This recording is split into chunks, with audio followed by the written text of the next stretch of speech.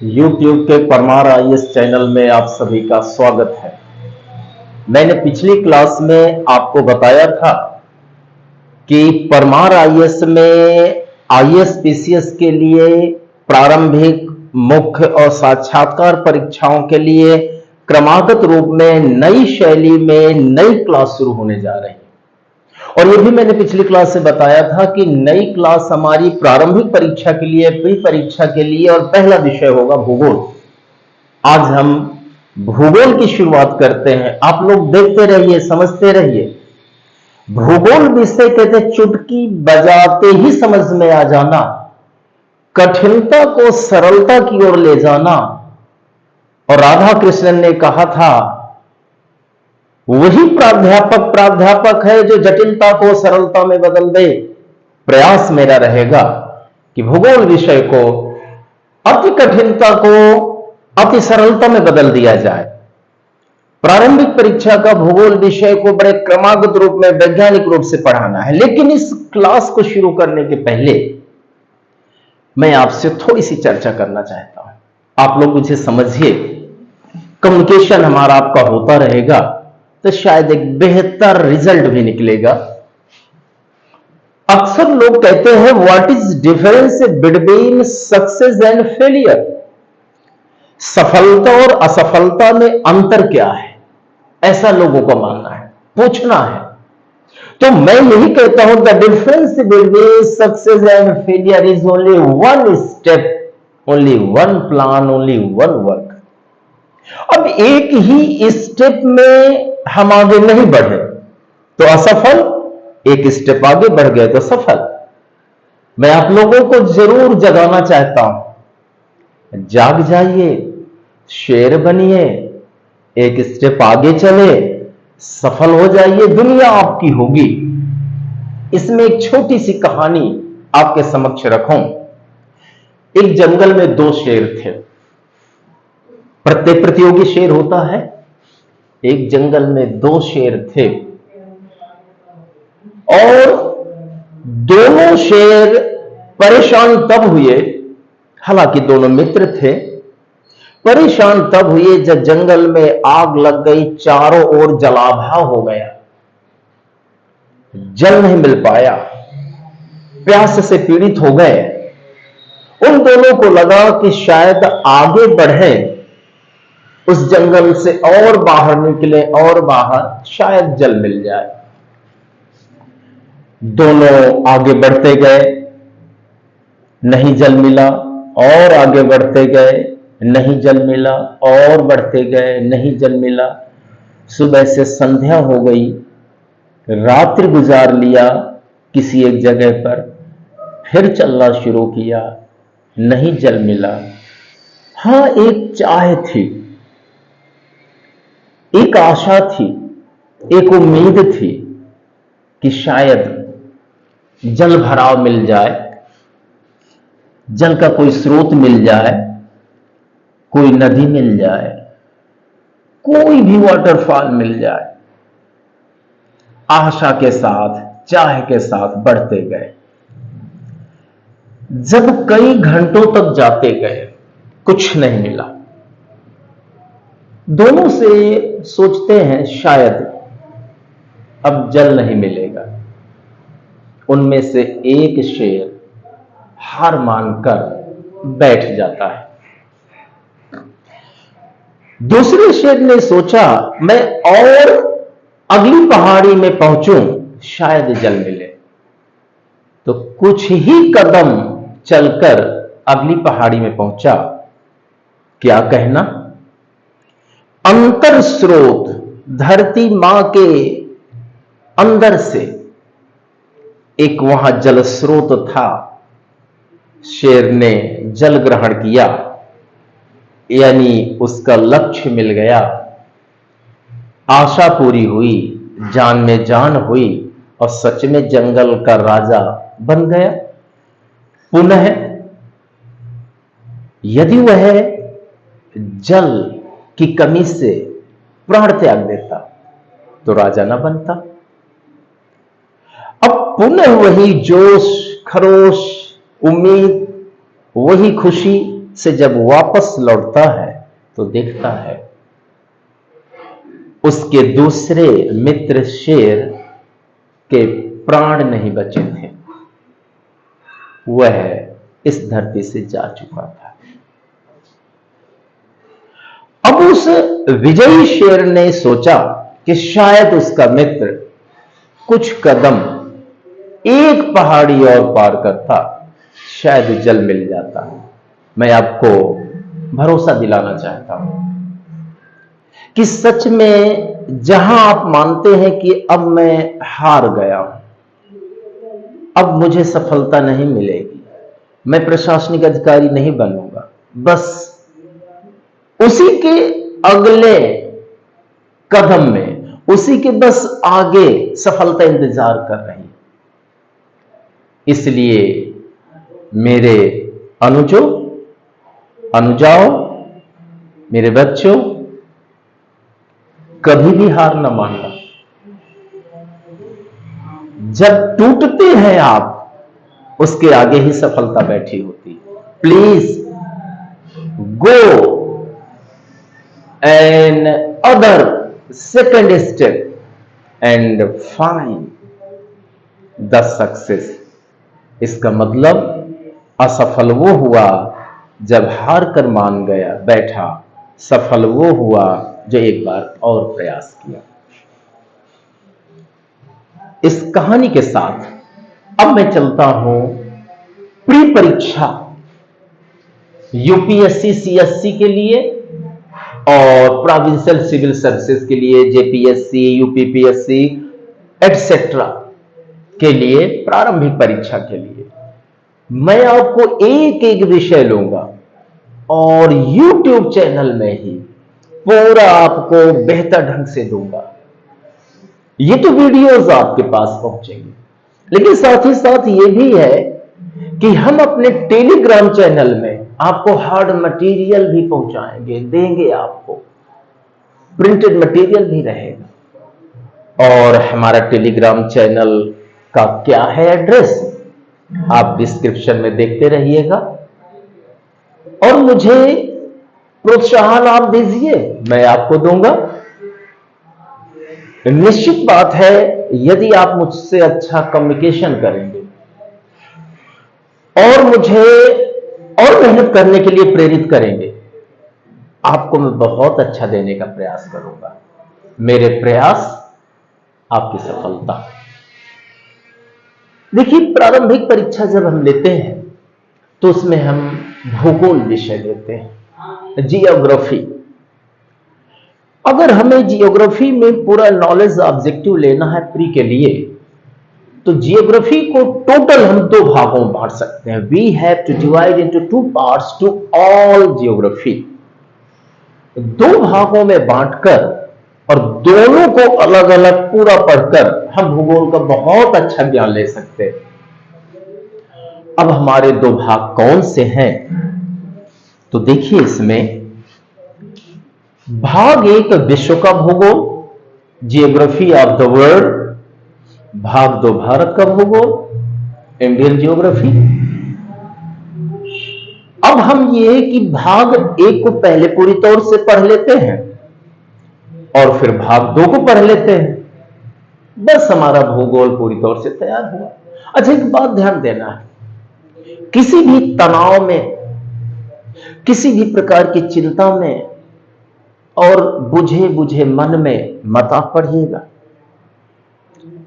हर्ष होना चाहिए कि प्रभु ने आपको भेजा है इस धरती के हर चीज देखने के लिए, यहाँ की सिविल सर्विसेज को देखने के लिए, उसका अंग बनने के लिए, उसमें अपने रोल निभाने के लिए भेजा है। तो खुशी महसूस करिए। जब आप खुश होंगे ना, तो यूनिवर्स आपकी खुशी देखेगा और जितना आप खुश होंगे उसका डबल लौटा के देगा। इसलिए कहा गया कि जैसा आप बनना चाहते हैं वैसा ही यूनिवर्स के सामने प्रकट हो जाए, यूनिवर्स वैसा ही दे देगा। तो खुश रहिए और ये समझे कि इस धरती की चीज को मुझे समझना है, तो एकदम खुश होकर के, बिना चिंता के, मस्त होकर के पढ़िए। इससे आपकी आंतरिक ऊर्जा पूरी के पूरी यूज होगी। और जब आंतरिक ऊर्जा का प्रयोग करेगा और जब पढ़े तो खो जाइए। एनवायरमेंट में क्या हो रहा है मत सोचिए, अपने लक्ष्य की ओर जाए। तो यहां पर मैं देखता हूं कि कुल भाग 2 में भाग 1 है विश्व का भूगोल, भाग 2 आया भारत का भूगोल। अब हम शुरू करते हैं विश्व का भूगोल, इसको समाप्त करेंगे फिर भारत का भूगोल। तो हम पहला लेते हैं भाग 1 विश्व का भूगोल, यानी ज्योग्राफी ऑफ द वर्ल्ड। देखिए, विश्व का भूगोल में मैं आपसे बताना चाहता हूं कि उन सभी बिंदुओं को हम शामिल करेंगे जो कि आपकी प्री परीक्षा में, यूपीएससी में या अदर स्टेट सिविल सर्विसेज में पूछा जाता है। इसलिए मैंने सोचा है कि बड़ा सरल ढंग से और ऐसे चले कि आपको पता ही ना चले कि धीरे धीरे जियोग्राफी कब सीख गए। लोगों ने कहा था बहुत ही कठिन है, बहुत ही टफ है, बहुत ही क्लिष्ट है, और आपको लगा कि ये तो संश्लिष्ट है, बहुत ही सरल है। और एक बात समझिएगा, सिविल सर्विसेज के लिए आपको विचार होने चाहिए, कुछ तथ्यों का ज्ञान होना चाहिए। प्रारंभिक परीक्षा में तथ्य संबंधी हुआ और मुख्य परीक्षा में अवधारणात्मक समझ होनी चाहिए और साक्षात्कार में पर्सनालिटी होनी चाहिए। इन सब के लिए धीरे धीरे चीज आप सीखते रहे। विश्व के भूगोल को मैंने टोटल 8 मॉड्यूल में बांट दिया है और आपको 8 मॉड्यूल में टोटल पढ़ना है। क्रमशः मॉड्यूल, अगर आपने 8 मॉड्यूल मेरे साथ पढ़ लिया, सत्य में आपको सच्चाई के साथ बोल रहा हूं, आपका विश्व भूगोल पूरी तौर से तैयार हो जाएगा। फिर भारत का भूगोल भी ऐसे मॉड्यूल में बांट लेंगे या चैप्टर्स में। इसमें 8 मॉड्यूल में पहला मॉड्यूल है सामान्य भूगोल, जनरल ज्योग्राफी। इसका मतलब है मॉड्यूल 1 में हम भूगोल से जुड़ी बड़ी सामान्य सी छोटी छोटी चीजें समझेंगे। कहते हैं ना कि किसी विषय की गहराई में जाना है तो भाई धीरे से शुरुआत करिए, जब धीरे से शुरुआत करेंगे तब गहराई में जाएंगे। जब छत पर पढ़ना है तो पहले सीढ़ी के पहले ही स्टेप में पैर रखिए, अचानक ऊपर रख देंगे, गिर पड़ेंगे या पहुंच ही नहीं पाएंगे। तो हम पहला सामान्य चीजें, धीरे धीरे ये 8 है। तो पहले में सामान्य भूगोल आया, इस मॉड्यूल नंबर 1 में सामान्य चीजें पढ़ेंगे। और नंबर दूसरा आ गया भौतिक भूगोल, फिजिकल जियोग्राफी, यानी पहला है जनरल जियोग्राफी, दूसरा मॉड्यूल आया फिजिकल जियोग्राफी। फिजिकल जियोग्राफी में धरती की भौतिक चीजों को, अब पहाड़ है, पर्वत है, जल है, वायु है, जैव क्षेत्र है, इन चीजों का पढ़ें। क्योंकि भौतिक का मतलब ही होता है जो हम देख सकें, समझ सकें। तो हम चट्टानों को देख पा रहे हैं, हम जल को देख पा रहे हैं, वायु भी हम वैज्ञानिक रूप से सिद्ध कर देते हैं, जीव भी देख लेते हैं, छू लेते हैं। ये सभी भौतिक भूगोल में हम लोग पढ़ेंगे। अब तीसरा मॉड्यूल 3 आया आर्थिक भूगोल, इकोनॉमिक जियोग्राफी। इकोनॉमिक जियोग्राफी का मतलब है कि हमारे इस धरती में, पूरे विश्व में जहां जहां आर्थिक गतिविधियां हैं वो सब आर्थिक भूगोल के अंतर्गत आएगा। अब आर्थिक कहां पर है? जब हम कृषि कार्य करते हैं तो उसे बेचना खरीदना अर्थ का आना जाना होता है, इसका मतलब है कृषि कार्य आर्थिक क्रिया है। अगर हम पशुओं को पालते हैं, बेचते हैं पशुओं को, या फिर हम दूध निकालते हैं, दूध बेचते हैं, घी बनाते हैं, घी बेचते हैं, दही बनाते हैं, बेचते हैं, इनसे धन का आना जाना शुरू हुआ, तो ये भी आर्थिक क्रिया है। तो हमने देखा कृषि कार्य भी आर्थिक क्रिया है और पशुपालन भी आर्थिक क्रिया है। अगर हम उद्योगों की बात कर रहे हैं तो जो हमारे उद्योग है, उद्योगों में धन का आना जाना, चीजें तैयार होती हैं, उद्योगों में हम बेचते हैं, धन आता है और रॉ मटेरियल खरीदने के लिए हम पैसा देते हैं। जहां आर्थिक गतिविधियां हैं वही आर्थिक भूगोल है, इसलिए उद्योग भी आर्थिक भूगोल है। मैं आपको ये बता दूं कि आर्थिक भूगोल में हम उन समस्त गतिविधियों को शामिल करेंगे जो कि वास्तव में जहां पर धन का आना जाना है।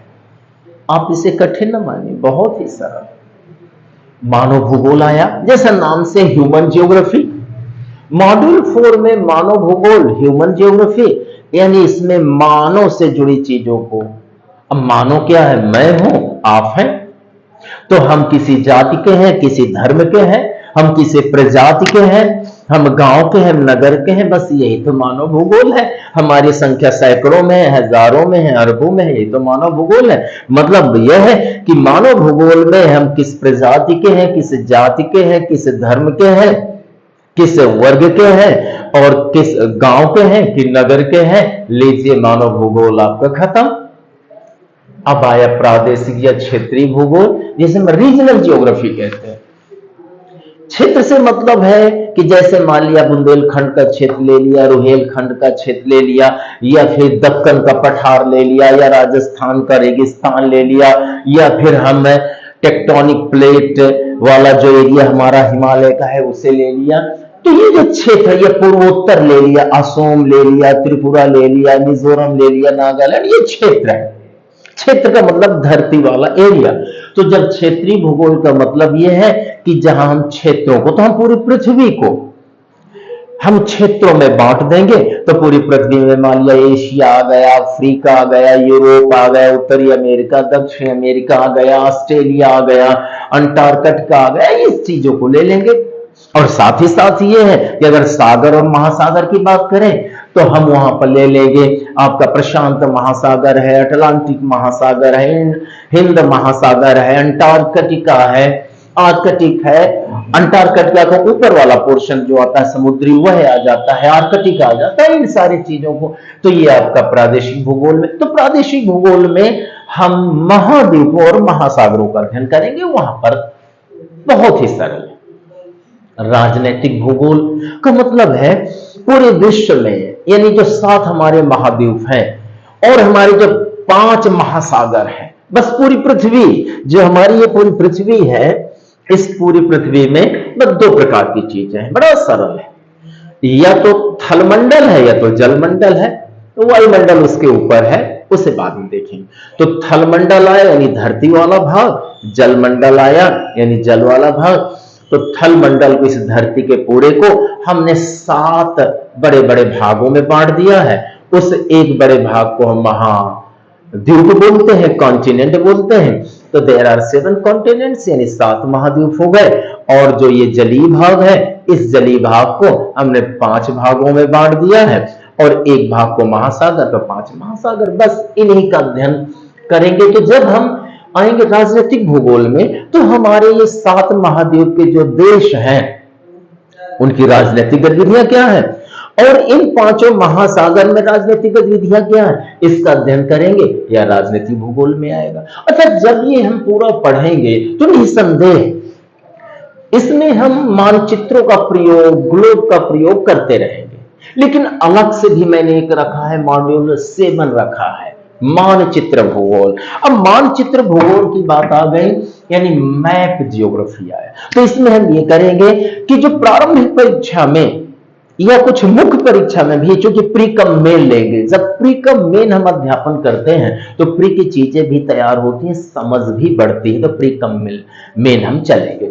तो हम उस समय अलग अलग मानचित्र जो परीक्षा उपयोगी हैं उनको अलग से, उसमें झील भी दर्शाएंगे, उसमें सागरों को भी दर्शा देंगे। वहां पर कुछ बहुत हम यानी भूकंप कहाँ आते हैं उन क्षेत्रों को दर्शाएंगे। ऐसे मानचित्र भूगोल को पढ़ेंगे।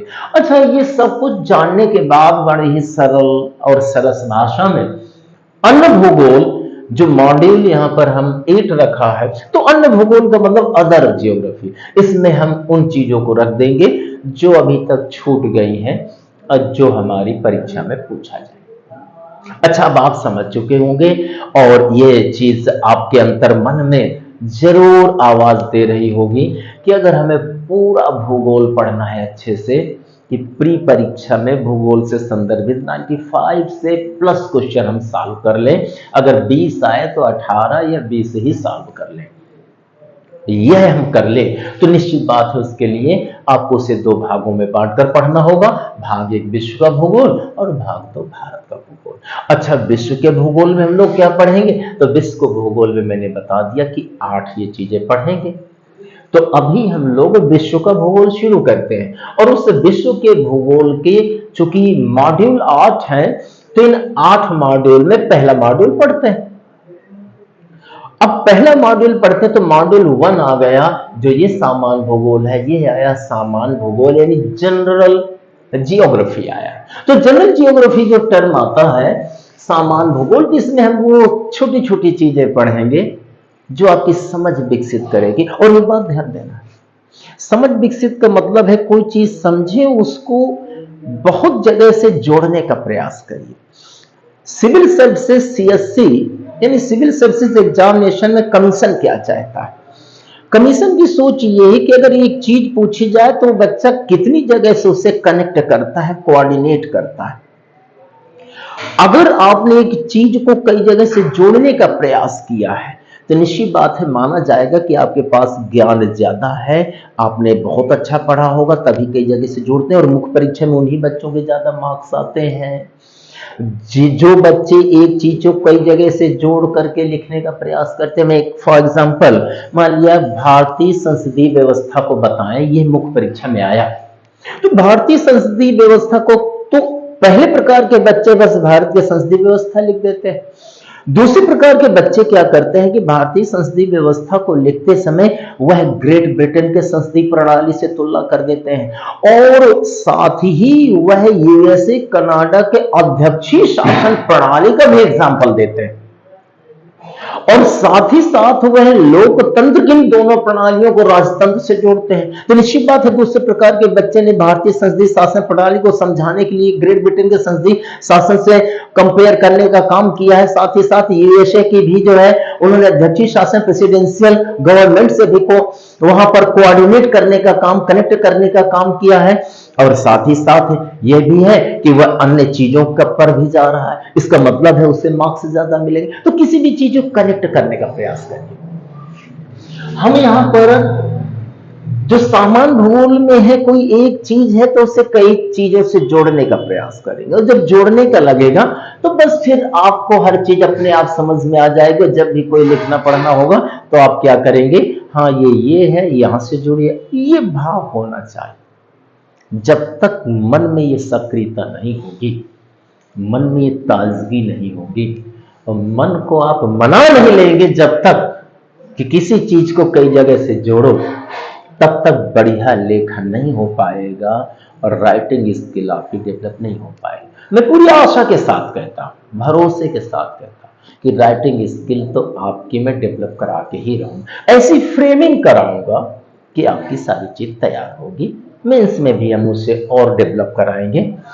तो यहां पर आया मॉड्यूल 1 सामान्य भूगोल। अच्छा, सामान्य भूगोल को मॉड्यूल 1 हम पढ़ें तो फिर मैंने इसे सामान्य भूगोल को 2 खंड में बांट रखा है। तो आपका मॉड्यूल 1 सामान्य भूगोल कुल खंड 2 है, और 2 खंड में हम पहले खंड 1 पढ़ते हैं, फिर खंड 2। तो खंड 1 का नाम हमने दिया है भूगोल का सामान्य परिचय, यानी जनरल इंट्रोडक्शन ऑफ जियोग्राफी। अब ध्यान दीजिएगा, इसे बस छोटा सा, जैसे बच्चा कभी जब थोड़ा बड़ा होता है तो लोग उंगली पकड़ाते हैं और पकड़ा करके अब बस घर के बाहर जो एक दुकान होती है, सड़क, बस वहां तक ले जाते हैं, उसके बाद फिर और आगे और आगे। प्लीज मैं प्रयास कर रहा हूं कि यहां पर मॉड्यूल 1 सामान्य भूगोल को खंड 1 में जो भूगोल का सामान्य परिचय है, तो एक तरह से बस धीरे धीरे मैं भूगोल की तरफ जा रहा हूं। अच्छा, ये चीज जब होगी ना तो प्री के लिए तो आपको समझ विकसित कर रही है, और मेंस के लिए लिखने के लिए बैकग्राउंड नॉलेज ही मिलता है, और ए से लिखने के लिए आपको गहराई मिलती। आप हमेशा तैयारी करिए, फास्ट चले लेकिन डीप में जाएं, ये डीप आपको अटेंशन देने वाले। तो भूगोल का सामान्य परिचय जो खंड 1 है, इसको मैंने 4 चैप्टर में डिवाइड कर रखा है। अगर आपने 4 चैप्टर इसे पढ़ लिया तो निश्चित बात है फिर उसके बाद हम खंड 2 देखेंगे, और वहीं से मॉड्यूल 1 समाप्त हो जाएगा। फिर मॉड्यूल 2 हम शुरू करेंगे, भौतिक भूगोल। तो अब यहां पर हम देखें कुल चैप्टर 4। तो चैप्टर 4 में अब हम पहला चैप्टर लेते हैं, फर्स्ट चैप्टर है। तो फर्स्ट चैप्टर आपका है ये चैप्टर 1 आया और चैप्टर 1 ये है पृथ्वी की सामान्य समझ। ध्यान देना है, क्योंकि परमार आईएएस यूट्यूब का जो चैनल है, इस चैनल में हम ये प्रयास कर रहे हैं कि एक एक कहते हैं ना, कोना कोना रत्ती रत्ती आपको बता देना। मैं एक एक चीज आपको सब कुछ क्रम से ही दूंगा, और जब क्रम से दूंगा तो ये चीजें आप समझने का ये पूरा प्रयास करिए। पृथ्वी की सामान्य समझ। अच्छा, पृथ्वी की सामान्य समझ है, ये चैप्टर 1 है। तो पृथ्वी क्या है ये हमें जानना होगा, उसी की समझ हमारे पास होनी चाहिए। तो जब हम ये समझ में पृथ्वी के लेते हैं कि ये सामान्य समझ क्या है और किस रूप में है, तो जरा ध्यान दें कि सामान्य समझ के लिए मैंने तीन यहां पर पॉइंट बना रखा है। ये स्टार है। पहले हम देखेंगे पृथ्वी का उद्भव या उत्पत्ति, ओरिजिन ऑफ अर्थ। फिर हम देखेंगे पृथ्वी पर समाज का उद्भव, origin of society on the earth.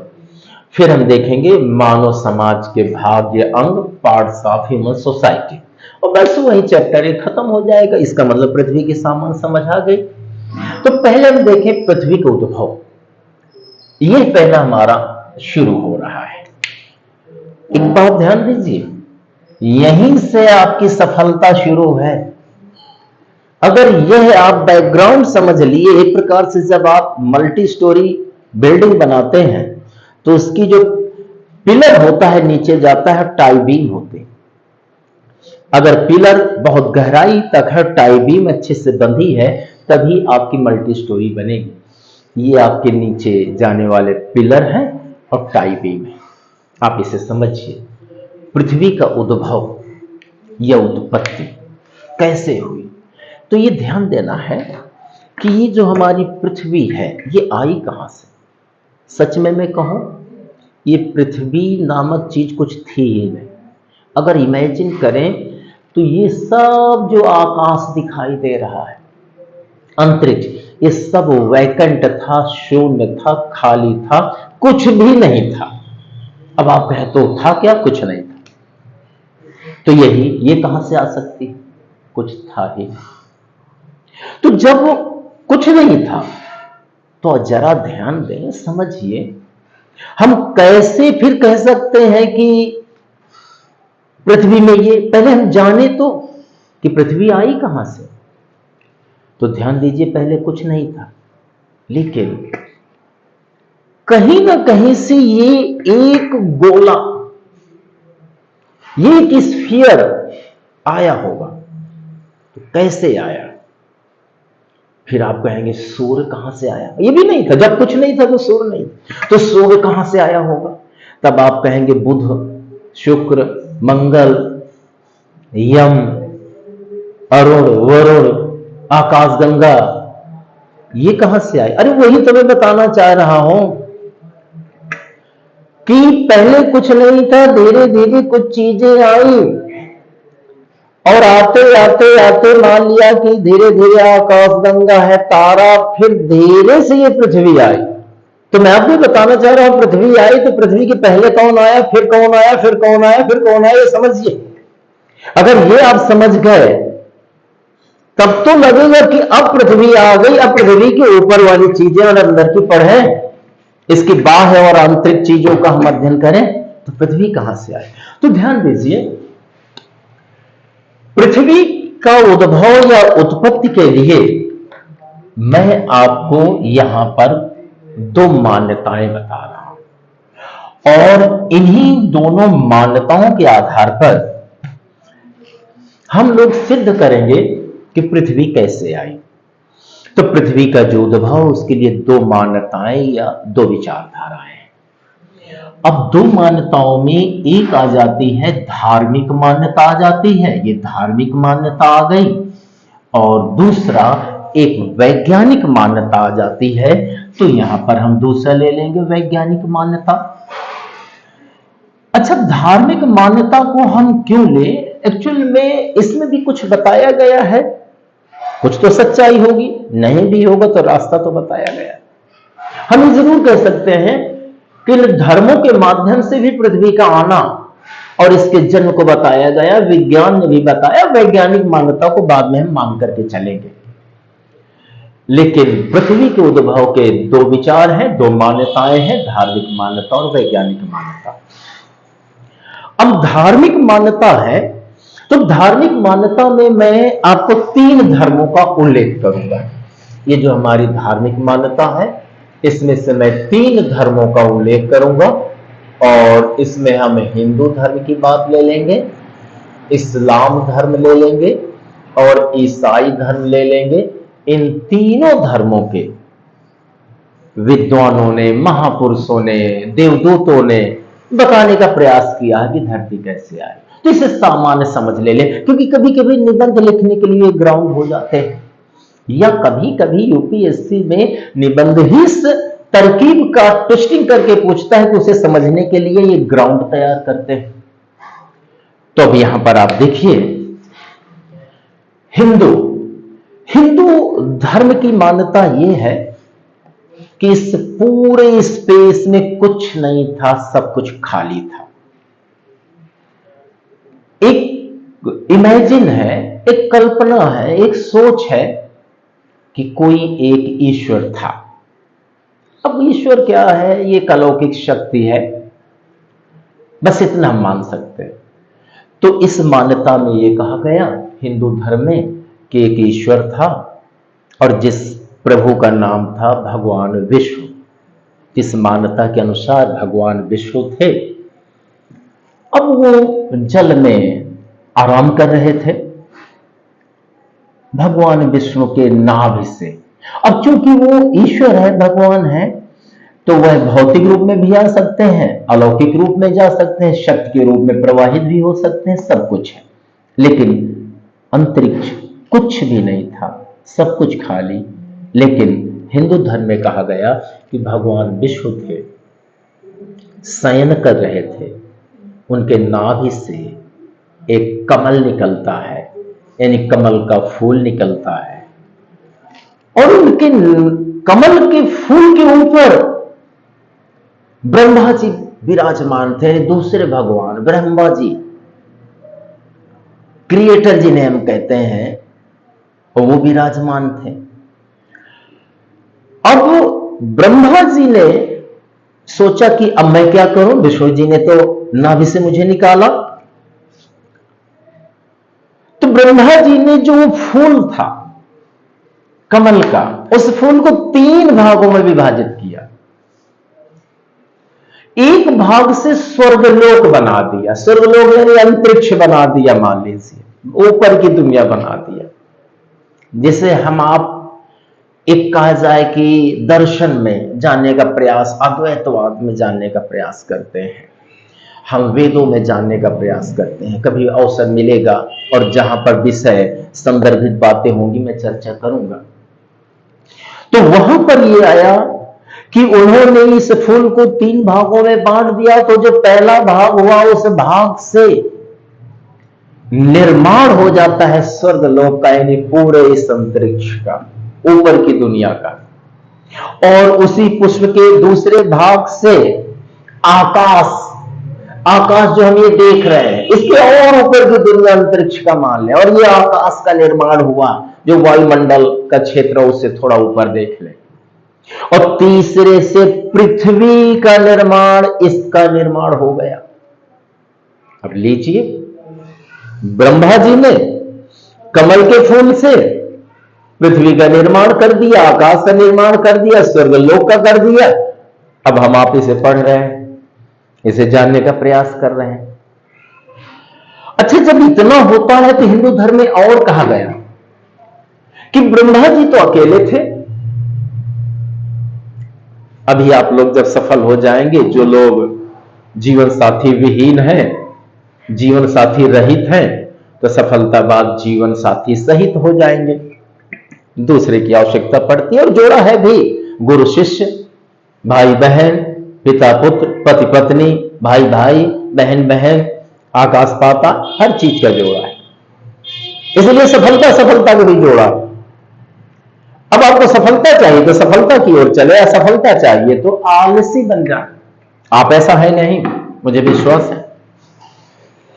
अच्छा, जब ब्रह्मा जी अकेले थे तो माना गया कि ब्रह्मा जी ने अपने ही शरीर को दो भागों में बांट दिया। एक भाग को नर बना दिया, एक को नारी। लीजिए, ब्रह्मा जी दो हो गए, नर और नारी। और इसी धरती में नर और नारी से फिर क्या कहना, 8 अरब से ऊपर पहुंच गए हैं लोग। और मालूम है, ब्रह्म पुराण में यही तो बताया गया है सृष्टि कैसे होती है। 18 पुराणों में जो आदि पुराण के रूप में है ब्रह्म पुराण, वो ब्रह्म पुराण यही बताता है। तो यहां पर नर और नारी और 8 अरब आज हो गए। यह है धरती की उत्पत्ति हिंदू धर्म के अनुसार। अच्छा, हिंदू धर्म में एक और ग्रंथ है, सभी लोग कहते हैं वो कर्मवादी है, और सच भी है। अगर आप कर्मवादी हैं तो आप सफल होंगे। अच्छा, क्यों? क्योंकि ईश्वर भी कहता है जो करेगा पाएगा। तो एक हमारा धर्म ग्रंथ है भगवद गीता। भगवद गीता में भी हमारे श्री कृष्ण भगवान कहते हैं, और उन्होंने ये बताया, कृष्ण भगवान कहते हैं कि उनके द्वारा, ये ईश्वरीय शक्ति द्वारा पृथ्वी, जल, अग्नि, वायु, आकाश, मन और बुद्धि, ये सब ईश्वर ने पैदा किया। और भी श्री कृष्ण कहते हैं भगवद गीता में, जो हमारा शरीर है, हम आपका, जो हम भोजन करते हैं, दाल रोटी सब्जी, पिज्जा बर्गर, और जो टेक्नोलॉजी है एआई या अन्य टेक्नोलॉजी, रोबोटिक टेक्नोलॉजी, और जो सौंदर्य है, जैसे शकुंतला के सौंदर्य पर दुष्यंत मोहित हो गए थे।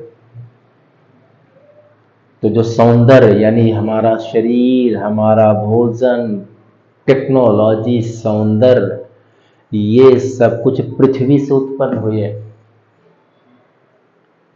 भगवद गीता में श्री कृष्ण कहते हैं।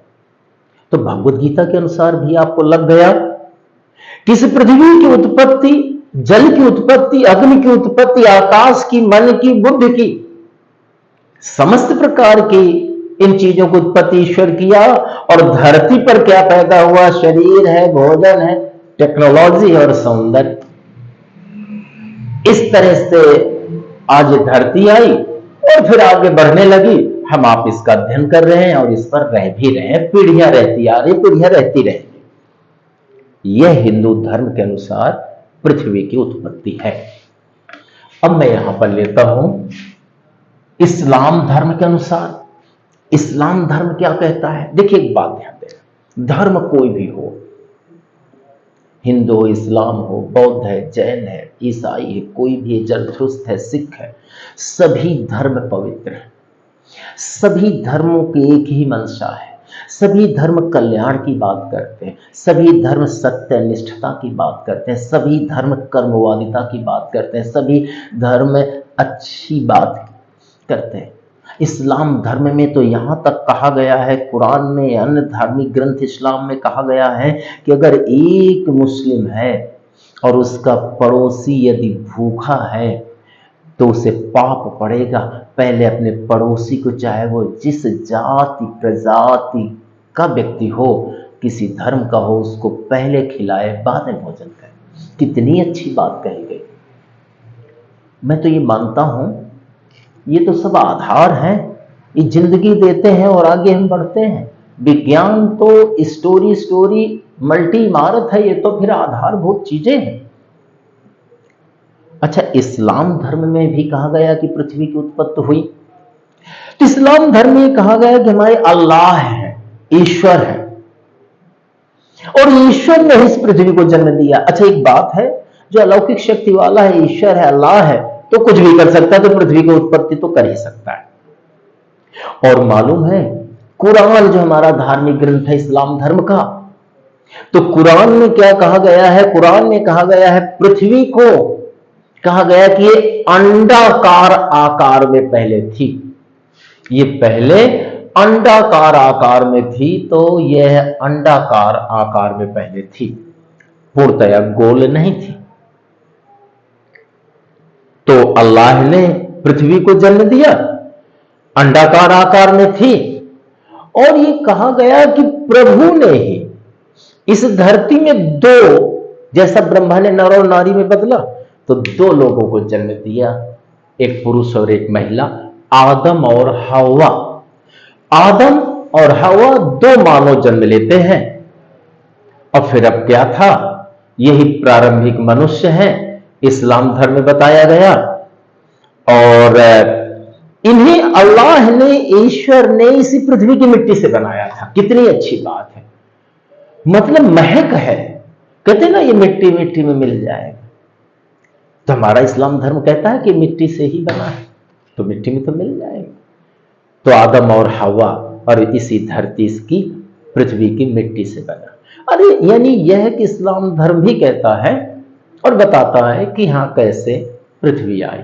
अच्छा, मैं ईसाई धर्म की मान्यता ले लेता हूं कि ईसाई धर्म की मान्यता क्या है, ईसाई धर्म का विचार क्या है कि पृथ्वी कैसे आई।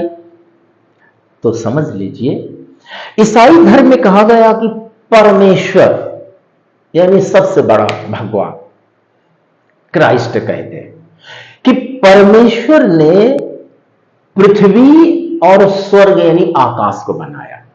दो बातें करते हैं, पृथ्वी और ये खुला आसमान जहां आप उड़ना है, आप सफलता के आसमान में उड़िए। तो पृथ्वी और स्वर्ग यानी आकाश को बनाया।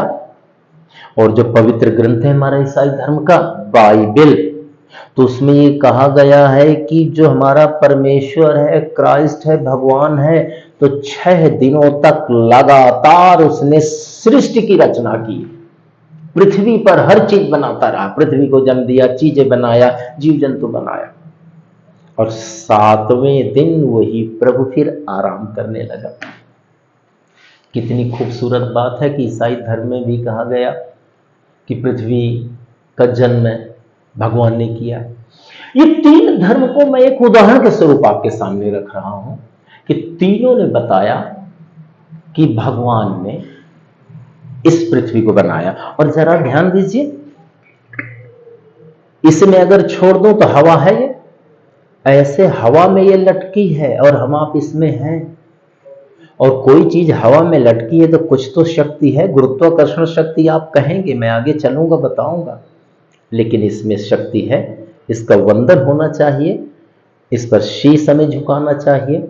हमारी पृथ्वी है, और अगर ये शीश झुकाते हैं, पृथ्वी मां है, तो इसका जो पर्यावरण लगभग 40% के रेसेस प्रजातियां खत्म हो गई हैं। और अगर ऐसे रहा तो 25 से 30 साल में ये धरती बहुत बुरी स्थिति में जाने वाली है। तो प्लीज पर्यावरण की सुरक्षा करिए, बचाइए। हम इसमें पढ़ेंगे भी कैसे पर्यावरण की सुरक्षा करना। अच्छा, ये पृथ्वी की सामान्य समझ में 3 बातें आ गई, पृथ्वी का उद्भव, पृथ्वी पर समाज का उद्भव और मानव समाज के हैं। तो हमने पहली बात जो आ गई पृथ्वी का उद्भव, तो इसमें हमने बताया कि पृथ्वी के उद्भव में एक धार्मिक मान्यता है, एक वैज्ञानिक मान्यता। धार्मिक मान्यता में 3 बातें बता दी। अब हम लेते हैं वैज्ञानिक मान्यता। अच्छा, वैज्ञानिक मान्यता में अब ये हम लेते हैं कि विज्ञान क्या कहता है कि कैसे पृथ्वी आई। अभी हम सिर्फ यहां पर सामान्य समझ वाली बात करेंगे, बहुत डिटेल में नहीं जाने वाले। जब हम आगे बढ़ेंगे तो भौतिक भूगोल में फिर हम पृथ्वी की उत्पत्ति को देखेंगे कि वह सुपायान, ईयान, पीरियड आदि से वो कैसे धीरे धीरे आगे आती है, वो तब हम देखेंगे डिटेल से पृथ्वी की उत्पत्ति, पूर्णतः वैज्ञानिक। लेकिन अभी सामान्य समझ है कि आपको ये लगे कि हाँ पृथ्वी आ गई, और फिर इसे गहराई से तो आगे हम अध्ययन करेंगे।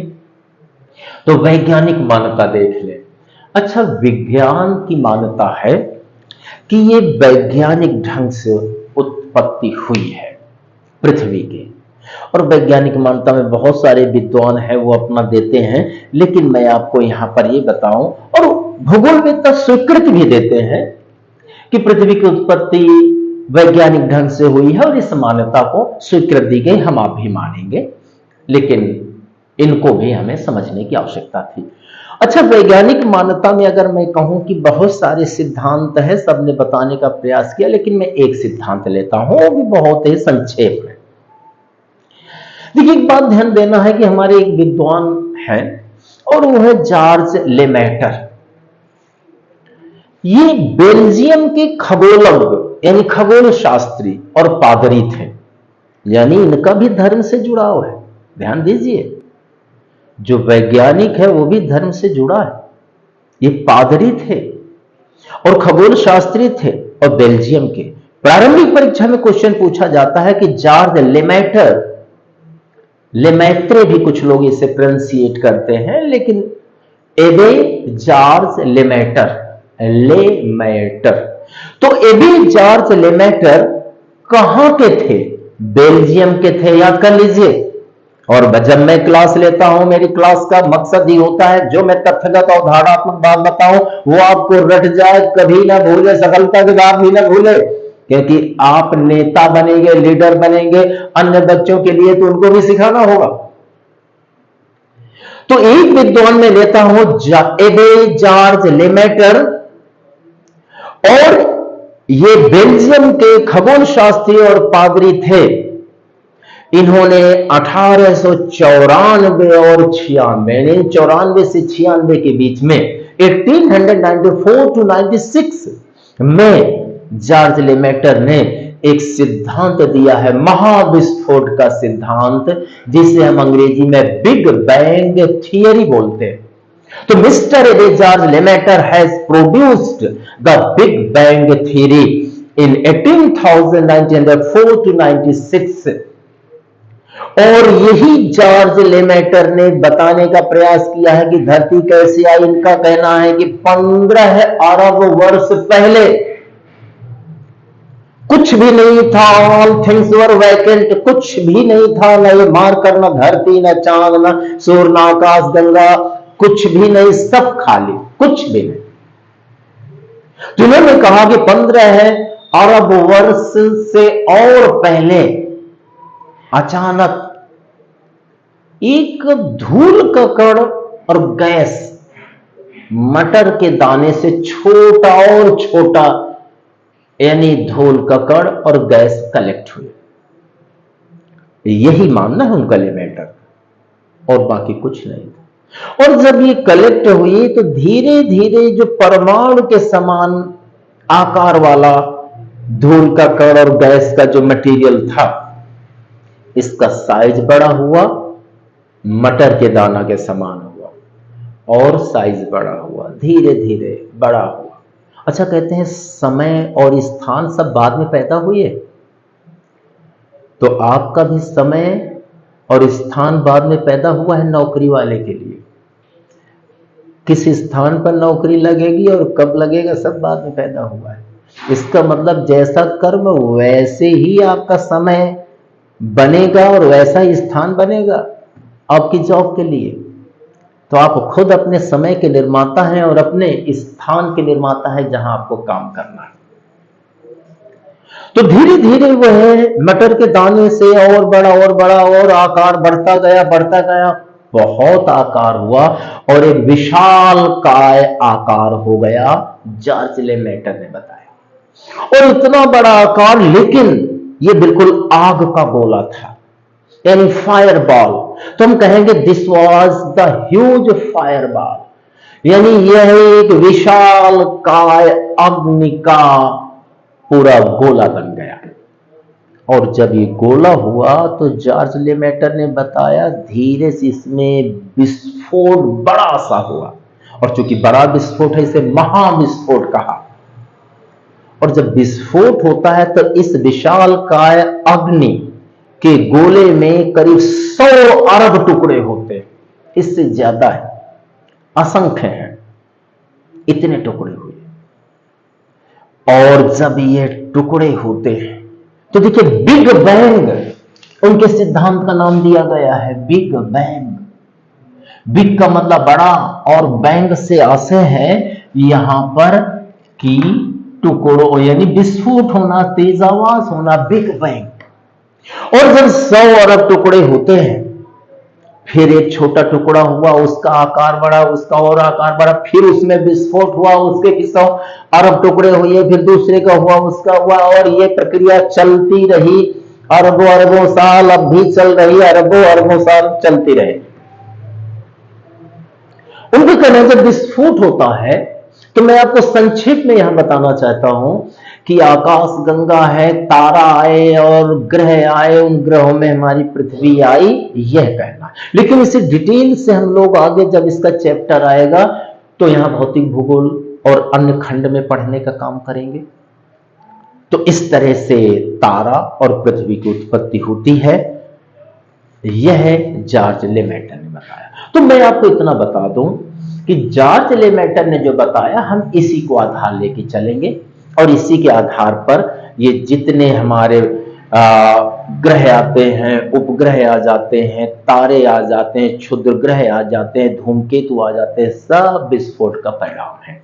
लेकिन कैसे हुए, कब हुए, ये हम डिटेल से आगे देखेंगे।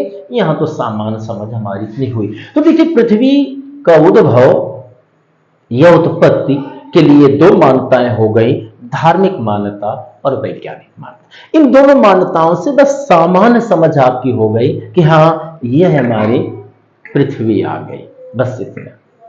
अब पृथ्वी तो आ गई, लेकिन ये जब एक विशालकाय अग्नि का गोला था, उसी का एक टुकड़ा है मान लेते हैं, तो जब उसी का टुकड़ा है तो ये भी आग का गोला रही होगी। और जब ये आग का गोला है तो इसे ठंडा होने में सैकड़ों हजारों साल लग गए होंगे। और जब ये ठंडी हुई तब इससे वनस्पति जीव आए, और जब वनस्पति जीव आए तो सैकड़ों प्रकार के, लाखों प्रकार के जीवों में एक मानव आया। तो हम एक बात ध्यान देते हैं कि जब ये आग के गोला से जल वर्षा हुई होगी, धीरे धीरे ठंडा पड़ना शुरू हुआ, और ठंडा और ठंडा और ठंडा, फिर बाद में धीरे धीरे यहां चट्टानों के बीच से कहीं पेड़ पौधे उगे होंगे, वनस्पतियां उगी होंगी, और वनस्पतियां और हरा भरा होगा, फिर वनस्पतियों से धीरे धीरे कीड़ा एक दो पैदा हुए होंगे, और कीड़े और जीव, और कीड़े और जीव, और मक्खियां, और फिर कहीं मनुष्य आया। इसका मतलब ये कि जो ही पेड़ पौधे वनस्पतियों के बाद कोई एक कीड़ा, एक मक्खी आई तो क्या समाज आ गया? तो ध्यान दीजिए, जो ही जीव आया, मान लिया मक्खी आई, कोई कीड़ा आया, तो बस समाज आ गया। तो हम ये देखना चाहते हैं कि पृथ्वी पर समाज का उद्भव कैसे। तो मान लिया यहां पर मक्खी आई, और वो मक्खी के छत्ते में मैं मधुमक्खी की बात करूं तो मधुमक्खी में आप देखिए कि एक रानी मक्खी होती है एक ही छत्ते में, बाकी कमेरी मक्खियां होती हैं, और भी काम करने वाली मक्खियां होती हैं, और एक छत्ते में एक ही रानी मक्खी होती है, दूसरी नहीं रह सकती है। और सबका कार्य विभाजन भी है, और उन सब लोगों का उस रानी मक्खी से बड़ा प्रेम है। अगर दूसरी रानी आ जाए उस छत्ते में अपना अधिकार जमाने लगे तो बाकी मक्खियां उसे दौड़ा लेती। इसका मतलब यह है कि उस छत्ते की रानी मक्खी और बाकी लाखों मक्खियों के आपस में प्रेम है, सहयोग है, एक दूसरे का कार्य विभाजन है। और जब प्रेम होता है, सहयोग होता है, तो आपस में संबंध होते हैं। और सच में कहूं, संबंधों का जाल ही तो समाज है। तो जब यहां संबंध का जाल है, मक्खियों में आपस में संबंधों का बहुत बड़ा नेट फैल चुका है, तो मक्खी में समाज है। समाज का मतलब अगर मैं कहूं, एक परिवार के 5 लोग हैं, पति पत्नी और अन्य सदस्य हैं, तो अगर यहां पत्नी को पीड़ा होती है, सरदर्द हुआ, तो पति परेशान हो जाता है। अगर बेटी का हाथ जल गया खाना बनाते समय तो मां रोती है। मैं प्रश्न आपसे करूं, मां क्यों रो रही है, क्यों आंसू बहा रही है? तो आप कहेंगे इसको यानी आग से जल गई है। तो मां तो नहीं जली, वो क्यों रो रहे? तो आप कहेंगे इस मां का बेटी से लगाव है। तो मैं कहूंगा लगाव वाली डोरी दिखाइए, धागा। तो आप कहेंगे ये जो प्रेम का धागा है दिखाई नहीं देता है, इसे फील करना होता है। तो मैं मान जाऊंगा। इसका मतलब है कि बेटा और पिता, माता और पुत्र, पिता और पुत्री, ये सब लोग प्रेम के धागे से, जाल से बंधे हैं। और जब ये धागे से बंधे हैं तो सब लोग इस तरह का एक जाल बना दिया, वो देख नहीं हम पाते हैं, जो कि प्रेम से है, दिल से जुड़ा है। तो यही जो धागों का जाल है, संबंधों का जाल, जो अदृश्य जिसे हम देख नहीं पाते, यही संबंधों के जाल को समाज कहते हैं। तो समाज लोगों की उपस्थिति नहीं है, समाज लोगों द्वारा निर्मित संबंधों के जाल को कहते हैं। तो मक्खियों का भी आपस में संबंधों का जाल है, इसलिए मक्खी भी समाज का निर्माण करती है, उसे मक्खी समाज कहते हैं। अगर मैं पशुओं को लूं तो अगर 5 भैंसें एक मालिक की हैं और वो चरने एक साथ जाती हैं और दूसरे मालिक की एक भैंस आ जाती तो पांचों भैंस उसे दौड़ाती।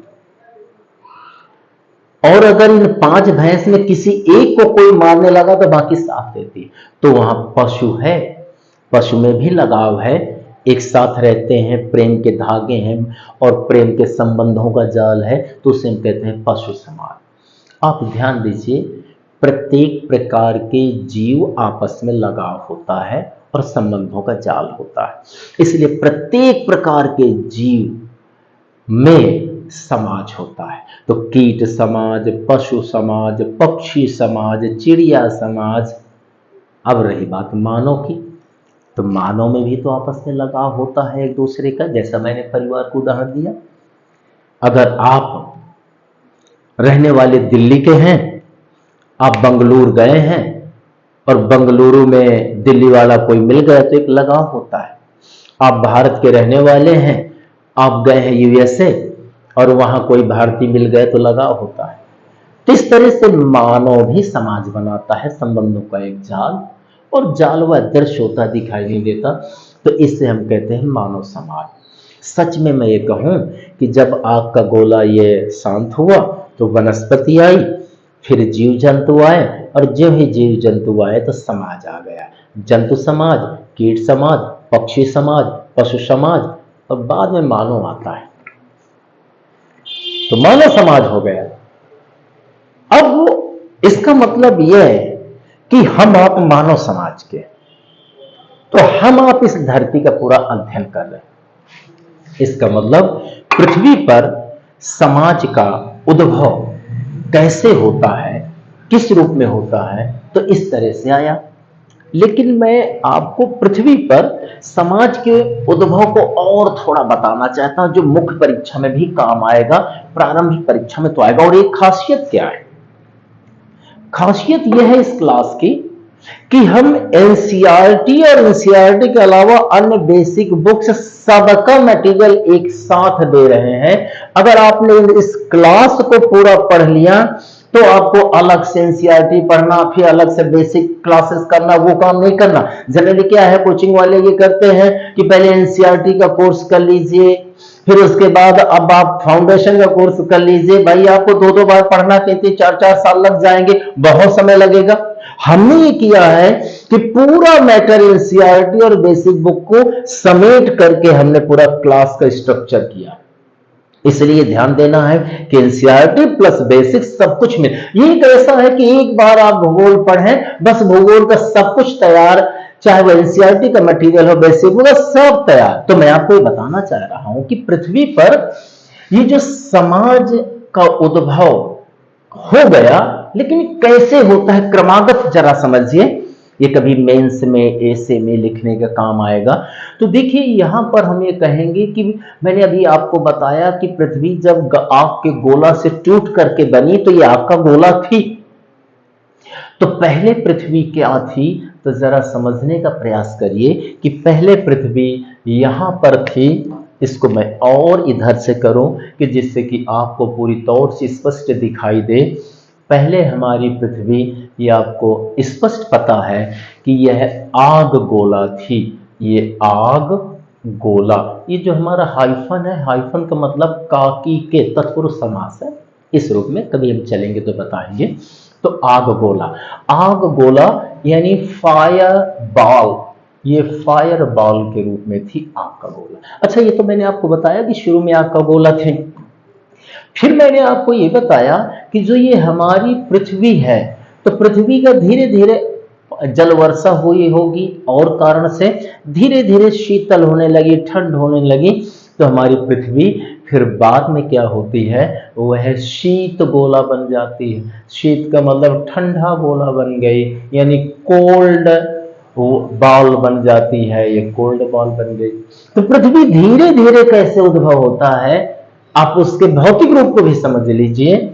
तो यहां पर यह फिर पृथ्वी का तीसरा रूप रंग देखें, तीसरा स्टेप है। तो पृथ्वी का जो तीसरा स्टेप आया, तो तीसरे स्टेप में हम ये लेते हैं कि पृथ्वी में धीरे धीरे जब वो शीतल होती है तो वही मिट्टी या तत्व धीरे धीरे कठोर हो गए, और जब कठोर हो गए तो पत्थर का गोला बन गई। यानी वो ऐसा गोला था, पृथ्वी इस प्रकार का एक स्फीयर था कि पत्थर जैसे हुआ, तो प्रस्तर गोला हो गया। और प्रस्तर गोला यानी स्टोन बॉल हो गया, ये स्टोन बॉल आया। अच्छा, उसके बाद फिर पृथ्वी क्या आया, फिर हम ये देखते हैं कि जब प्रस्तर गोला हुई तो पृथ्वी पर फिर जल भी आता है। तो पृथ्वी यहां पर जल गोला होती है, यानी जल ही जल आ गया। तो यहां पर जल था, जल गोला, और जल गोला का मतलब जल का एक स्फीयर है। तो ये हो गया वाटर बॉल आ गया, वाटर बॉल के रूप में आती है। अच्छा, फिर जब जल है तो धीरे धीरे पेड़ पौधे उगे होंगे। तो पृथ्वी फिर हमारी आगे कैसे होती है, तो ये हरा भरा गोला हो गया, हरित गोला आ गया। तो ये हरित गोला बन गया, और ये आपका ग्रीन बॉल बन जाती है। और हरित गोला के बाद जब पेड़ पौधे आ गए, तो मैंने आपसे भी बताया कि कीड़े आ गए, जीव जंतु आ गए। तो फिर यही पृथ्वी हमारी जब आती है, ये पृथ्वी, तो यह जीव गोला बन जाती है, यानी जीवों का रहने वाला ग्रह बन जाता है, प्लैनेट है, यानी यह बायो बॉल बन जाती है। और जब जीव आ गए तो धीरे धीरे जीव एक दूसरे से संबंध बनाने लगे, एक दूसरे के नजदीक आने लगे। मतलब खरगोश खरगोश के पास रहने लगा, शेर शेर के पास रहने लगा, मक्खी मक्खी के पास रहने लगी, हिरण हिरण के पास, तो हिरण समाज हुआ, मक्खी समाज हुआ, खरगोश समाज हुआ। इसका मतलब है जब जीव गोला बन गई, जीव आ गए, तो बाद में फिर पृथ्वी क्या बनती है, लास्ट में यह जीव गोला के बाद समाज गोला बनती है। और समाज गोला का मतलब एक सोसाइटी गोला बन जाती है। तो एक सोसाइटी गोला आ गई, और उसी समाज में हम आप हैं, और उसे हम चाहे विश्व में और भारत का दो भागों में बांट लेते हैं, तो समाज गोला। ध्यान दीजिएगा कि जो हमारी पृथ्वी है, पृथ्वी पर समाज का उद्भव इस रूप में आया है। और जब इस रूप में आप इसे समझेंगे, मुख्य परीक्षा में भी इसका जहां होगा वहां उल्लेख करेंगे, निबंध में यूज करेंगे, तो एग्जामिनर को ये लगेगा कि वाह, पृथ्वी के विकास को इन्होंने बढ़िया क्रम में समझाया है और बताया है। तो ये रूप आ गया। अच्छा, एक बात और ध्यान देना है कि पृथ्वी क्या है, पृथ्वी को अब हम समाज गोला के रूप में मानते हैं। लास्ट में समाज गोला अर्थात समाज रहते हैं, तो पशु समाज, मक्खी समाज, मानव समाज, यही रहते हैं। अच्छा, समाज क्या है, मैंने अभी बताया कि समाज सामाजिक संबंधों का जाल है। तो एक मैकाइवर एवं पेज है विद्वान, मैकाइवर एवं पेज ने कहा है कि समाज सामाजिक संबंधों का जाल। कहीं आप उल्लेख कर सकते हैं तो बेहतर रहेगा और समझ में चीजें आएंगी। और वही समाज जब हमारा हुआ, तो मानव समाज हमारा अब कहां की ओर चल रहा है, किस ओर चल रहा है। तो जरा फिर देखिए कि मानव समाज हमारा आया तो पहले कहां पर था मानव समाज, यानी ये जो समाज है, तो पहले ये समाज हमारा खुले में था, गुफाओं में था। तो यह यानी गुफाओं में आश्रय लिया था, गुफाएं थी और खुले में था। फिर सरल प्रकार की झोपड़ी बनती है, सरल प्रकार की झोपड़ी यानी पेड़ पौधे हैं, अगल बगल पत्ते लगा दिए गए, तो सरल प्रकार की झोपड़ी बनती है। फिर उसके बाद सरल प्रकार की झोपड़ी के बाद फिर हम मिट्टी की दीवार बनाने लगते हैं, तो हमारा ग्रामीण समाज आ जाता है। यह ग्रामीण समाज आ गया। और फिर उसके बाद धीरे धीरे हम कंक्रीट के मकान बनाने लगे, और औद्योगिक समाज डेवलप हुआ, रेडीमेड चीजें आने लगी, तो उसे हम कह देते हैं नगरीय समाज। तो देखिए, ध्यान देना है कि आज समाज गोला जब पृथ्वी बनी, तो उसके बाद लोग खुले में और गुफाओं में आश्रय लेते थे। फिर धीरे धीरे सरल झोपड़ी में आए, सरल झोपड़ी से हम ग्रामीण समाज में आए, नगरीय समाज। ये समाज का उद्भव है। अगर इस रूप में देखेंगे तो एक बात ध्यान देना है, जो तकनीक है, टेक्नोलॉजी, जो आज एआई की बात हो रही है, तो जो एआई है, और ध्यान देना है, एआई इंसान का जगह नहीं ले पाएंगे, इंसान की तरह कुछ काम कर सकती है। इस पर मैं अलग से एक वीडियो बनाऊंगा, लेकिन मैं इतना जरूर कहता हूं कि जो टेक्नोलॉजी आज है, तो कल भी टेक्नोलॉजी थी। जब खुले में गुफाओं में व्यक्ति रहता था, तब भी पत्थर हुआ करते थे मारने के लिए, तब भी पत्थर प्रस्तर की लाठी होती थी। टेक्नोलॉजी हर युग में रही है, सिर्फ आज नहीं है, बस टेक्नोलॉजी का रूप हर युग में बदलता रहा है। तो कल जब खुले में या सरल झोपड़ी में रहता था इंसान, तब भी टेक्नोलॉजी थी। उसके पहले गुफाओं में रहता था, फिर टेक्नोलॉजी, ग्रामीण समाज में टेक्नोलॉजी, नगरी में। हम समाज को ऐसे बढ़ते हुए देख रहे हैं, आज वह नगरीय समाज की ओर, महानगरीय समाज की ओर। और तो और मंगल ग्रह में भी लोग मकान बनाने की सोच रहे हैं। ऐसे समाज हमारा आगे बढ़ रहा है। तो यहां पर जो चैप्टर फर्स्ट है, तो पृथ्वी की सामान्य समझ हमें विकसित करना है। तो पृथ्वी का उद्भव कैसे हुआ, तो मैंने अभी आपको बताया कि धार्मिक मान्यता, वैज्ञानिक मान्यता, लेमेटर को बताया, बिग बैंग थ्योरी बताई, बेल्जियम के विद्वान थे। फिर उसके बाद पृथ्वी पर समाज का उद्भव कैसे हुआ, वो भी मैंने बताया, और उसी का ये पार्ट हुआ। अब तीसरा बचता है मानव समाज के भाग या अंग। तो जब मानव समाज के भाग या अंग है, अब इसे हमें यानी समझना है, मानव समाज के भाग या अंग। तो चलिए मैं थोड़ा सा समझाने का प्रयास करता हूं। तीसरा पॉइंट, मानव समाज है। तो जरा यहां पर ध्यान दें कि ये हमारी पृथ्वी है, और यह एक हम व्यक्ति लेते हैं, यह एक सावयव है, एक व्यक्ति। जिस प्रकार इस व्यक्ति के अंग, हाथ है, नाक है, पैर है, आंख है, और हार्ट है यानी हृदय है, और लीवर है, अंग है। तो ये जो सावयव है, इंसान है, व्यक्ति है, व्यक्ति का शरीर है, ये कई अंगों से मिलकर के एक हो गया। और सावयव को अगर मैं डिफाइन करूं, साधन अवयव, सा का मतलब सहित, अवयव यानी अंग, कई अंगों सहित एक चीज। तो ये शरीर एक चीज है, लेकिन कई अंगों से बना है, इसलिए इसे सावयव कहते हैं, या इसे हम शरीर बोलते हैं। तो शरीर कई अंगों से मिलकर बना है। वैसे ही मानव समाज भी कई अंगों से बना है। अब मानव समाज, ये हमारा मानव समाज आ गया, तो ये मानव समाज कई अंगों से मिलकर के बना है। अब कई अंग में क्या क्या हो सकते हैं, इसमें व्यक्ति भी शामिल है। आप कहेंगे बिल्कुल सही बात है, इसमें परिवार भी शामिल है, परिवार आया, इसमें गांव भी शामिल है, ये भी बात सच है, इसमें नगर भी शामिल है, इधर प्रथा भी शामिल है, इधर विवाह भी शामिल है, इसमें जाति भी शामिल है, इसमें धर्म भी शामिल है, इसमें शिक्षण संस्थाएं शामिल हैं, इसमें राजनैतिक